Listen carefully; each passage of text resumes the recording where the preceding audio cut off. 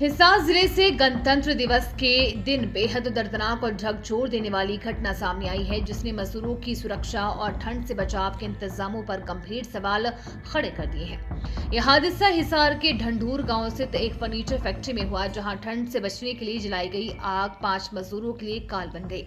इस हादसे में 3 मजदूरों की दम घुटने से मौके पर ही मौत हो गई है, जबकि 2 अन्य की हालत गंभीर बनी हुई है और उनका अस्पताल में इलाज जारी है। प्राप्त जानकारी के अनुसार फैक्ट्री में काम करने के लिए उत्तर प्रदेश के आजमगढ़ जिले के रहने वाली अनुज, अमरजीत, शिवा और संजय तथा अंबेडकर नगर निवासी साहिल करीब 5 दिन पहले ही हिसार आए थे। सभी मजदूर फैक्ट्री परिसर के कमरे में रह रहे थे। 26 जनवरी को गणतंत्र दिवस होने के कारण फैक्ट्री में अवकाश था, जिस वजह से सभी मजदूर दिन में ही कमरे के अंदर सो रहे थे। ठंड अधिक होने के कारण मजदूरों ने लोहे की एक बाल्टी में आग जलाई और ठंड से बचने के लिए कमरे का दरवाजा अंदर से बंद कर दिया।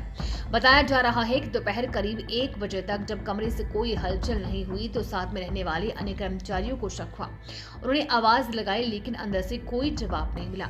इसके बाद मामले की जानकारी फैक्ट्री में मौजूद अन्य कर्मचारियों को दी गई। काफी देर तक कोई प्रतिक्रिया न मिलने पर कर्मचारियों ने किसी तरह कमरे का दरवाजा तोड़ा और अंदर का दृश्य देखकर सभी सिर रह गए।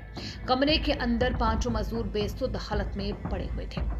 जांच के दौरान पाया गया कि अनुज, अमरजीत और साहिल की मौके पर ही मौत हो चुकी थी, जबकि शिवा और संजय की सांसें चल रही थी। तुरंत डायल 112 पर पुलिस को सूचना दी गई। घायलों को इलाज के लिए अस्पताल पहुंचाया गया, जहां दोनों की हालत गंभीर बताई जा रही है।